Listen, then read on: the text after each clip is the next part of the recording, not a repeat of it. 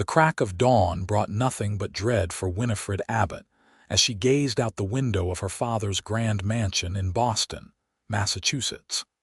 Today was to be her wedding day, a union arranged to the aging banker Reginald Thornton, a man 3 decades her senior with cold eyes and colder hands. At 22, Winifred had been sold like cattle to settle her father's mounting debts. In the dim morning light, she clutched the small satchel containing her mother's locket, a change of clothes, and the train ticket west she'd purchased in secret. If she didn't leave now, she would forever forfeit her freedom. "Miss Abbott, your bath is ready," her maid called through the door. "Thank you, Martha. I'll be just a moment," Winifred replied, forcing steadiness into her voice. When the maid's footsteps retreated, Winifred slipped on her simplest traveling dress, pinned her auburn hair beneath a modest bonnet, and climbed down the trellis outside her window, a skill perfected during childhood adventures her father had never approved of. The year was 1875, and while proper society ladies didn't flee their duties, Winifred Abbott had never much cared for propriety when it came at the cost of her soul. The westbound train's whistle pierced the morning fog as Winifred raced through Boston's cobblestone streets, her heart pounding against her ribs. She had studied the maps, chosen a destination far enough to disappear: Hawthorne, Wyoming Territory. A place where her father's business connections couldn't reach, where a woman might forge her own path if she had courage enough. The conductor helped her aboard just as the train lurched into motion. As Boston faded behind her, Winifred allowed herself a single backward glance at the life she was abandoning. Her wedding dress hung in her closet, the cathedral would stand empty, and Reginald Thornton would be left at the altar. Her father's fury would be boundless, but for the first time in years, Winifred felt the sweet taste of freedom. 6 grueling days later, the train rumbled into Cheyenne. From there, Winifred would need to take the stagecoach to Hawthorne.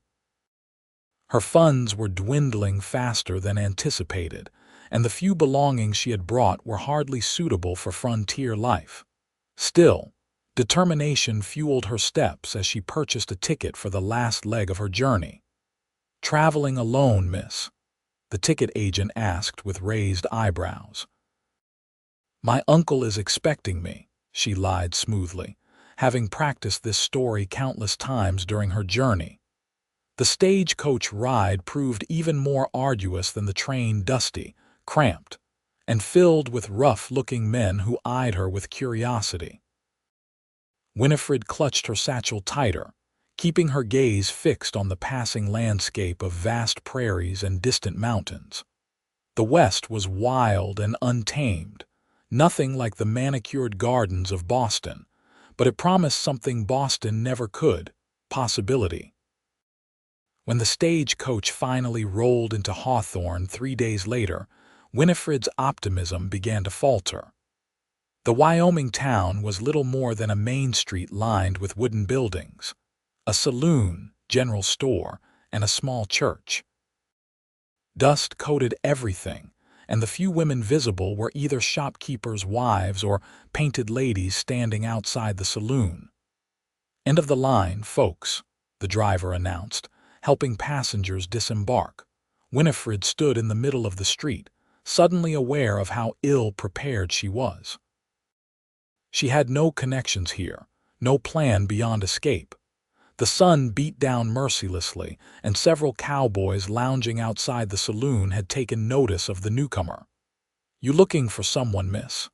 a leathery old man asked, tipping his hat. Before she could answer, shouting erupted from the telegraph office across the street. "Message from Boston. Anyone seen a young woman, auburn hair, green eyes, answers to Winifred Abbott, reward offered." Terror seized Winifred's heart. Her father had found her trail faster than she'd anticipated. In panic, she turned and hurried away from the commotion, not daring to look back. She walked blindly, putting distance between herself and the telegraph office until the buildings thinned and she found herself approaching a modest ranch at the edge of town. A man was loading hay into a wagon, his back to her. Desperate for somewhere to hide, Winifred approached. "Excuse me, sir," she called out, her voice trembling despite her efforts to appear composed. The man turned, and Winifred found herself facing the most striking pair of blue eyes she'd ever encountered. He was tall and broad-shouldered, with sun-kissed skin and wheat-colored hair that curled slightly beneath his hat. Dust covered his denim trousers and cotton shirt, and his hands bore the calluses of honest work. "Can I help you, madam?" he asked, his voice deep but gentle. Winifred faltered, unsure what to say. The sound of horses approaching from town made the decision for her. "Please, I need somewhere to hide. Just for a day or two. I promise I'm not a criminal, but there are men looking for me who mean to take me back east against my will." The cowboy studied her face for a long moment, then glanced toward the approaching riders. "Follow me," he said simply, abandoning his work and leading her quickly toward the barn. Inside, he pointed to a ladder. "Up to the hayloft. Stay quiet." Winifred climbed as fast as her skirts would allow, burrowing into the sweet-smelling hay just as voices approached outside. Through a crack in the wooden slats, she watched as 3 men on horseback rode up to the cowboy. "Fletcher Zimmerman," one called out. "That's me," the cowboy Fletcher replied evenly, leaning on a pitchfork. "We're looking for a young woman, just arrived on the stagecoach.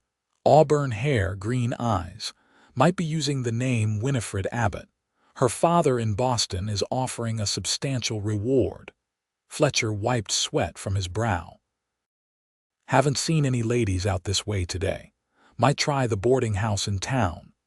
The men looked skeptical but eventually turned their horses around. "If you do see her, send word to the sheriff's office. She's a runaway bride and her fiancé is mighty concerned." When they were gone, Fletcher returned to the barn and climbed partway up the ladder. "They've gone for now, but they'll likely be back. Care to tell me why Boston's finest are chasing you all the way to Wyoming?" Winifred emerged from the hay, brushing strands from her dress. "My name is Winifred Abbott. I was to be married today to a man my father chose, a cruel man 3 times my age who only wanted me for my family name and other purposes." She swallowed hard. "I couldn't do it, so I ran." Fletcher's expression softened. "And they followed you all this way." "My father has business connections everywhere, and the man I was to marry, he doesn't like to lose what he considers his property." She met Fletcher's gaze directly. "I know I have no right to ask for your help, but I have nowhere else to go." Fletcher was quiet for a long moment. Then he nodded once. "You can stay in the hayloft tonight. My sister left some clothes behind when she married and moved to Colorado. They might fit you well enough to help you blend in better." Relief flooded through Winifred. "Thank you. I promise I won't be a burden. I can cook and clean and I learn quickly." A hint of a smile touched Fletcher's lips. "We'll figure something out. For now, you should rest. You look like you've traveled a long way."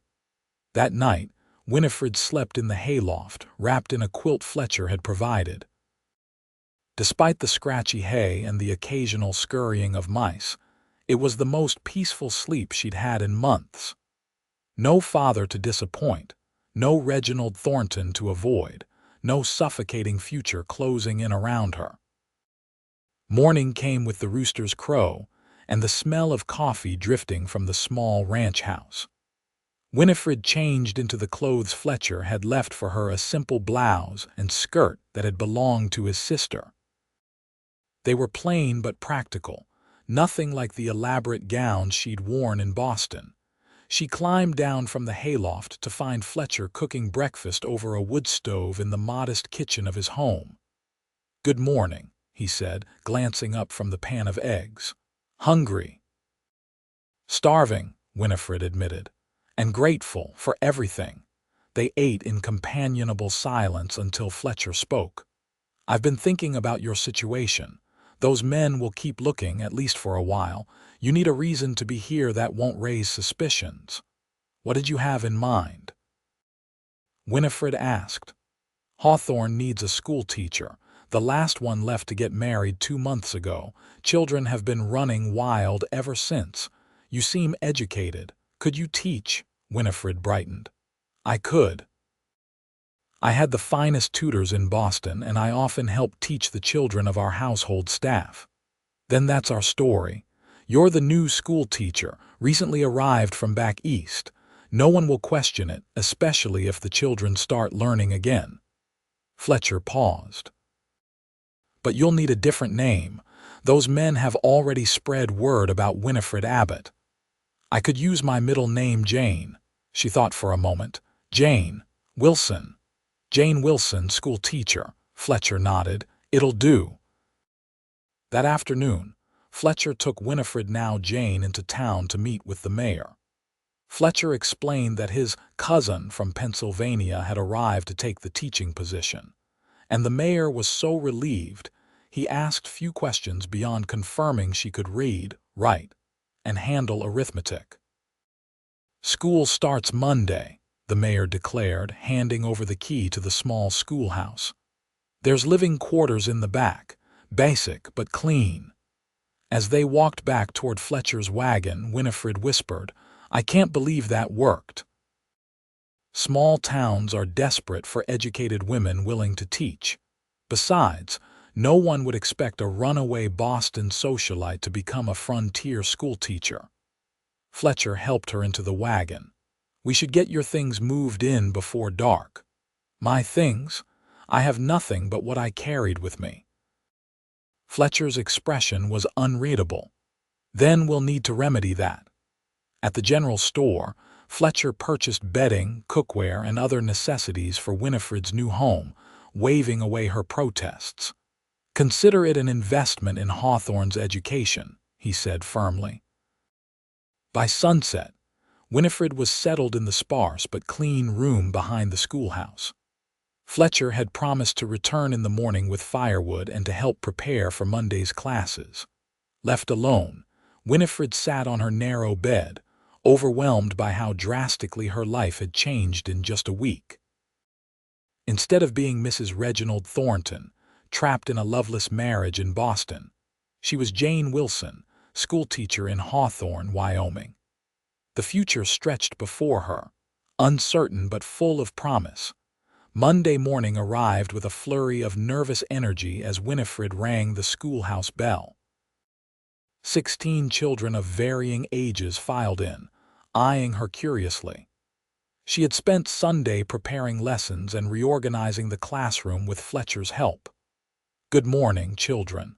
I am Miss Wilson, your new teacher," she announced, writing her assumed name on the blackboard. "I'm very excited to begin our lessons together." The children were boisterous but eager to learn. By the end of the day, Winifred felt a sense of accomplishment unlike anything she'd experienced in Boston. Teaching came naturally to her, and the children responded to her enthusiasm. Fletcher appeared as the last students were leaving. "How was your first day, Miss Wilson?" he asked with a hint of teasing in his voice. "Exhausting but wonderful," she replied honestly. "I never knew teaching could be so rewarding." They fell into a routine over the following weeks. Fletcher would often bring Winifred supplies for the school or help with repairs around the building. Sometimes he would simply stop by to check on her and share news from around town. Each visit left Winifred looking forward to the next, though she tried to deny the growing warmth she felt in his presence. One Saturday, Fletcher invited her to ride with him to his ranch. "I thought you might like to see more of the country," he explained. "And I could use your help feeding the chickens while I tend to the cattle." The ride out of town was peaceful, the landscape opening up around them like a painting. Winifred had never seen such expansive skies or breathed air so clean and crisp. Fletcher pointed out landmarks and shared stories of his 10 years in Wyoming. "How did you come to be here?" she asked as they approached his ranch. "You don't speak like you were born in the West." Fletcher's expression grew distant. "I came from Philadelphia originally. My father was a banker who lost everything in the Panic of '57. He took his own life after that. My mother's sister and I were left with nothing. We came west for a fresh start." "I'm so sorry," Winifred said softly. "It was a long time ago. My mother passed 5 years back influenza. My sister married a rancher from Colorado." He gestured to the modest ranch house and barn. "This is all mine now, not much compared to what you're used to, I imagine." "It's beautiful," Winifred said sincerely. "And it's yours through your own hard work. That means something." Fletcher's smile was warm as he helped her down from the wagon. "Let me show you around." The day passed pleasantly as Fletcher taught Winifred the basics of ranch life. She collected eggs, helped feed the animals, and even tried her hand at milking the cow, a disastrous attempt that left them both laughing. As evening approached, Fletcher prepared a simple meal of beans, cornbread, and coffee. They ate on the porch, watching the sunset paint the sky in brilliant oranges and pinks. "Thank you for today," Winifred said. "I've never felt so useful." "You're a natural," Fletcher replied. "Most city folk wouldn't adapt so quickly." "I never fit the mold of a proper Boston lady," she admitted. "My father was constantly lamenting my unladylike interests in books and ideas. He said no man would want a wife who thought too much." Fletcher studied her face in the fading light. "Your father was wrong. A man worth having would value your mind as much as anything else about you." Their eyes met, and for a moment, Winifred felt as though the world had narrowed to just the two of them on this porch under the vast Wyoming sky. Then Fletcher cleared his throat and stood to clear the plates. "We should head back before it gets too dark," he said, his voice slightly rougher than before. The ride back to town was quiet, both lost in their own thoughts. When they reached the schoolhouse, Fletcher helped Winifred down, his hands lingering at her waist for just a heartbeat longer than necessary. "Thank you again," she said, reluctant to say good night. "My pleasure, Miss Wilson," he replied, tipping his hat before climbing back into his wagon. Winifred watched him drive away, a strange ache in her chest that she dared not name. As autumn settled over Hawthorne, Winifred found herself more at home than she had ever felt in Boston. Her students were progressing well, and the townspeople had accepted Jane Wilson without question. The men who had come looking for Winifred Abbott had long since moved on, apparently convinced she had continued west. Fletcher remained a constant presence in her life, helping with school repairs, bringing fresh vegetables from his garden, or simply stopping by to talk. Each time she saw him, Winifred felt the same flutter in her chest, the same warmth spreading through her. One crisp October afternoon, Fletcher arrived at the schoolhouse with an invitation. "The town's holding a harvest dance this Saturday," he said, hat in hand. "I thought you might like to attend. With me." Winifred's heart skipped. "I'd like that very much." The night of the dance, Winifred wore her best dress, a simple blue cotton that Fletcher's sister had left behind but that Winifred had altered to fit her slender frame. She had pinned her hair up in a modest style with a few curls framing her face. Fletcher arrived promptly, dressed in clean clothes with his hair neatly combed. He stopped short when he saw her. "You look beautiful," he said simply. The town hall had been transformed with autumn decorations, dried corn husks, pumpkins, and colored leaves adorning every surface. A local band played lively tunes, and nearly everyone in Hawthorne had turned out for the celebration. "Miss Wilson, Mr. Zimmerman," the mayor greeted them warmly. "Wonderful to see you both. Our new teacher has been a godsend for the children." "She certainly has," Fletcher agreed, his hand resting lightly on Winifred's back. They danced for hours, Winifred following Fletcher's lead through reels and waltzes. His hand was steady in hers, his blue eyes never leaving her face. For the first time in her life, Winifred felt truly seen and valued for exactly who she was. As the evening wound down, Fletcher suggested they take a walk before he escorted her home.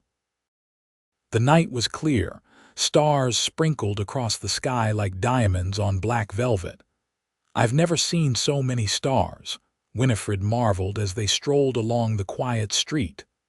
"One of the benefits of country living," Fletcher replied. "Everything feels closer out here, the stars, the land, the people." They stopped beside a large oak tree at the edge of town. Fletcher turned to face her, his expression serious in the moonlight. "Winifred," he said softly, using her real name for the first time in weeks. "I know you came here running from something, but I hope you found something worth staying for." Her breath caught. "I have." Fletcher took her hand in his. "I'm not a wealthy man. I can't offer you the life you had in Boston. But I can promise to respect you, listen to you, and cherish you for exactly who you are." "Fletcher," she began, but was interrupted by shouts from the direction of the town hall. "There she is. That's Winifred Abbott." Terror seized her as she turned to see Reginald Thornton himself, accompanied by two burly men approaching rapidly. The banker looked older than she remembered, his face mottled with anger. "Thought you could escape, did you?" Thornton spat. "Your father signed a contract. You belong to me now." Fletcher stepped in front of Winifred protectively. "The lady doesn't belong to anyone," Thornton sneered. "Stand aside, Cowboy. This is between me and my fiancé." "Former fiancé," Winifred corrected, finding her voice. "I never agreed to marry you, Reginald. My father had no right to promise me to anyone." "Rights?" Thornton laughed coldly. "A woman talking about rights. How charming. Now come along before I lose my patience." "She's not going anywhere with you," Fletcher stated firmly. Thornton nodded to his men, who moved forward menacingly. "We'll see about that." The first man lunged for Fletcher, who dodged the attack and landed a solid punch to the man's jaw. The second attacker grabbed Fletcher from behind while Thornton advanced on Winifred. "No," she cried, backing away. Fletcher broke free from his captor with an elbow to the ribs and rushed to Winifred's side. The commotion had drawn attention, and several townsmen from the dance were now running toward them, including the sheriff. "What's going on here?" the sheriff demanded. Thornton straightened his jacket. "I'm Reginald Thornton from Boston National Bank. This woman is my fiancée who fled before our wedding. I've come to take her home." "Is that true, Miss Wilson?" the sheriff asked, looking confused. Winifred stepped forward, shoulders squared. "My name is Winifred Abbott. I did flee an arranged marriage to this man, a man I never agreed to marry, who is 3 decades my senior and known for his cruelty. I came west to start a new life, and that's exactly what I've done. I am Hawthorne's school teacher now, and this is my home." The sheriff frowned. "Mr. Thornton, I don't know how things work in Boston, but out here we don't force women into marriages they don't want." "This is preposterous," Thornton sputtered. "Her father signed a binding contract. Did you sign it, Miss Abbott?" the sheriff asked. "No, sir, I did not." The sheriff nodded. "Then as far as I'm concerned, there is no contract binding you. Mr. Thornton, I suggest you and your men leave Hawthorne. Tonight." Thornton's face contorted with rage. "This isn't over," he hissed before storming off, his men following reluctantly. As the crowd dispersed, Fletcher turned to Winifred, concern etched on his face. "Are you all right?" she nodded, though she was trembling. "He found me, after all this time." "He's gone now," Fletcher assured her, taking her hands in his. but he might come back with more men or some legal document. We need to ensure he can't take you." "How?" Fletcher took a deep breath. "Marry me." Winifred stared at him in shock. "What?" "I know it's sudden, but hear me out. As a married woman, you'd have legal protection from Thornton's claims. Your husband's rights would supersede any contract your father made." He squeezed her hands gently. "But that's not the only reason I'm asking. I was working up to this before Thornton arrived. I care for you, Winifred, deeply. These past months, watching you build a life here, seeing your strength and kindness, I've fallen in love with you." Tears sprang to Winifred's eyes. "You love me more than I thought possible," Fletcher admitted. "If you don't feel the same, I understand. We could still arrange a marriage of convenience to protect you, but I wanted you to know the truth of my feelings." Winifred reached up to touch his face. "Fletcher Zimmerman, I fled an arranged marriage to a man I could never love, only to find myself falling in love with the kind cowboy who hid me in his hayloft. Of course I'll marry you not for convenience, but because I love you too." The kiss they shared beneath the oak tree was tender and full of promise, the stars above witnessing their pledge to one another. They were married the very next day by the pastor in the small church. The entire town turned out for the ceremony, supportive of their schoolteacher and the respected rancher. Winifred wore a simple white dress borrowed from the mayor's wife, with wildflowers in her hair. Fletcher couldn't take his eyes off her as she walked down the aisle toward him. "I, Fletcher, take you, Winifred, to be my lawfully wedded wife," he vowed, his voice steady and sure. "To have and to hold from this day forward, for better, for worse, for richer, for poorer, in sickness and in health, until death do us part." When Winifred repeated the vows, her voice rang clear through the church, her heart full to bursting with love and gratitude for the turn her life had taken. "I now pronounce you husband and wife," the pastor declared. "You may kiss your bride." Fletcher's kiss was gentle but filled with promise, sealing their union before God and the community of Hawthorne. The wedding celebration continued at the town hall, with everyone contributing food and drink. The schoolchildren presented Winifred with a handmade quilt as a wedding gift, each square sewn by a different student. Fletcher was given a fine leather saddle from the ranchers he'd helped over the years. The generosity of the townspeople overwhelmed Winifred, so different from the calculated social exchanges of Boston society. As evening fell, the newlyweds departed for Fletcher's ranch, now their ranch. They rode together in his wagon, Winifred nestled against his side beneath a blanket against the autumn chill. "Welcome home, Mrs. Zimmerman," Fletcher said softly as they approached the ranch house, which glowed warmly with lantern light. He'd arranged for a neighbor to prepare the house for their arrival. Inside, everything was clean and welcoming. A fire burned in the hearth, and fresh flowers adorned the table. Fletcher showed Winifred around what was now their home, ending in the bedroom where a large quilted bed awaited them. "It's not grand," he said, a hint of uncertainty in his voice. Winifred wrapped her arms around him. "It's perfect. You're perfect." Their first night as husband and wife was a revelation for Winifred. Where she had dreaded her wedding night with Reginald Thornton, with Fletcher she experienced only tenderness, respect, and a passion that left her breathless. In his arms, she found a love she had never dared to dream possible. The following morning, Winifred woke to sunlight streaming through the window and the smell of coffee and bacon. She found Fletcher in the kitchen, preparing breakfast. "Good morning, wife." He greeted her with a smile that made her heart skip. "Good morning, husband," she replied, loving the sound of the word on her lips.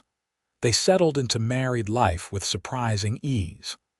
Winifred continued teaching during the week while learning the ways of ranch life in her spare time. Fletcher expanded his cattle operation, secure in the knowledge that he had a loving wife to return to each evening. 2 weeks after their wedding, a letter arrived for Winifred, forwarded from the Boston address she had given her friend Martha before fleeing. It was from her father. With trembling hands, Winifred opened it, Fletcher at her side offering silent support. "Winifred," the letter began, "your disgraceful behavior has brought shame upon our family name. Reginald Thornton has withdrawn his offer of marriage and financial assistance. As such, you are no longer welcome in this house or this family. Do not attempt to return or contact us again. You have made your choice, now live with the consequences. Jonathan Abbott." Tears filled Winifred's eyes, though whether from hurt or relief, she couldn't say. Fletcher took the letter and set it aside, pulling her into his embrace. "You have a family," he whispered against her hair. "You have me and this town and someday, God willing, children of our own. You are loved, Winifred Zimmerman." In his arms, Winifred let go of Boston, of her father's disapproval, of the life that had been planned for her. She embraced instead the life she had chosen, a life of purpose, freedom, and love. As winter settled over Hawthorne, Winifred and Fletcher's bond deepened. They spent the long evenings reading aloud by the fire, sharing stories of their childhoods and planning for their future together. Winifred taught Fletcher about literature and art, while he taught her to ride, shoot, and even help with calving when spring arrived. The townspeople fully embraced Winifred as Mrs. Zimmerman, respecting her both as their schoolteacher and as the wife of one of their most trusted ranchers. When news came that Reginald Thornton had returned to Boston empty-handed, the entire town celebrated the victory. Spring brought new beginnings to the ranch. The cattle gave birth to healthy calves, the vegetable garden Winifred planted flourished, and the wildflowers bloomed across the prairie in a riot of color. With Fletcher's help, Winifred started a small library at the school, writing to publishers back east for donations of books. In late May, as the school term ended, Winifred made a discovery that filled her with both joy and trepidation. She was with child. When she shared the news with Fletcher that evening, his reaction was everything she could have hoped for. "A baby," he repeated, his voice filled with wonder. He placed his hand gently on her still flat stomach. "Our baby. Are you happy?" she asked, though his beaming face had already answered her question. "Happier than I ever thought possible," he assured her, gathering her close. "I promise you, Winifred, our child will never know the kind of coldness you experienced growing up. This baby will be surrounded by love from the very beginning." As her pregnancy progressed, Winifred continued teaching, though she arranged for a substitute to take over in the fall when the baby would arrive. The whole town buzzed with excitement for the Zimmermans' upcoming addition. Women brought handmade baby clothes and shared advice, while men helped Fletcher add a nursery to their home. One evening in early September, as Winifred sat on the porch knitting a tiny blanket, Fletcher joined her with a serious expression. "I've been thinking," he began, taking her hand. "If it's a boy, I'd like to name him after my father, William, and if it's a girl, perhaps after your mother." Tears pricked Winifred's eyes. "Elizabeth. Her name was Elizabeth." "William or Elizabeth Zimmerman," Fletcher nodded, satisfied. "A good, strong name either way." Their son arrived on a crisp October morning after a long night of labor. William Fletcher Zimmerman entered the world with a robust cry that immediately captured his father's heart. Fletcher held his son with awe, tears streaming unashamedly down his face. "He's perfect," he whispered, placing the swaddled infant in Winifred's arms. "Just like his mother." Winifred gazed down at their child, 10 perfect fingers, 10 perfect toes, and a tuft of hair the same wheat gold as his father's. In that moment, The journey from Boston seemed not an escape but a pilgrimage to exactly where she was meant to be. As William grew, so did the Zimmerman ranch. Fletcher's hard work and smart investments allowed them to purchase neighboring land when it became available. By William's third birthday, they had one of the most successful cattle operations in the county. Winifred returned to teaching part-time, bringing William with her to school until he was old enough to stay with Fletcher during the day. Their family expanded again 2 years later with the birth of their daughter, Elizabeth Martha Zimmerman, who had Winifred's auburn hair and Fletcher's blue eyes. Little Lizzie, as they called her, was as spirited as her mother, toddling after her big brother and attempting to do everything he did. On the children's birthdays and at Christmas, packages would mysteriously arrive from Boston, beautiful toys, books, and children's clothes with no sender indicated. Winifred suspected her mother's hand in these gifts, though no letter ever accompanied them. She wrote thank-you notes anyway, addressing them to her mother and sending them through Martha, hoping they might somehow reach their intended recipient. Life on the ranch was never easy. Drought, harsh winters, and cattle sickness all tested their resilience. But in each challenge, Fletcher and Winifred faced it together, their partnership only strengthening with each obstacle overcome. On their 5th wedding anniversary, Fletcher surprised Winifred with a small piano for their home. "How did you manage this?" she gasped, running her fingers over the polished keys. "I've been saving," he admitted. "And I remembered how you said you missed playing. Now you can teach our children." The music that filled their home in the evenings became another thread in the rich tapestry of their life together. Winifred taught both children to play, and often the family would gather around the piano, singing songs that ranged from church hymns to the folk tunes Fletcher had learned in his travels. As the years passed, Hawthorne grew from a small outpost to a proper town with a bank, hotel, and even a small newspaper. Winifred became a pillar of the community, serving on committees to improve the town and expand educational opportunities. Fletcher's advice was sought on matters of ranching and business, his integrity earning him the respect of all who knew him. When William was 10 and Lizzie 8, an unexpected visitor arrived at the ranch. Winifred was hanging laundry when she spotted a fine carriage approaching. Her heart caught in her throat as she recognized the elderly woman who descended with the driver's assistance. "Mother," she whispered in disbelief. Winifred Abbott looked older than her 60 years, her once vibrant auburn hair now steel gray, her posture slightly stooped.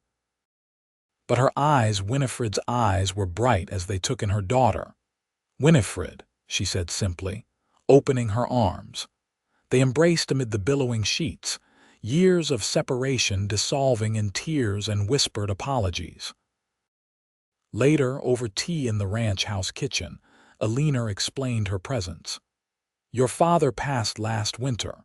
His heart, the doctors said. In his final days he spoke your name, Winifred. I believe he regretted his harshness, though he was too proud to say so directly." Winifred absorbed this news with a complex mixture of emotions. "I'm sorry for your loss, Mother." Winifred squeezed her daughter's hand. "With your father gone, I was finally free to seek you out. Martha helped me locate you. I've been sending packages to the children.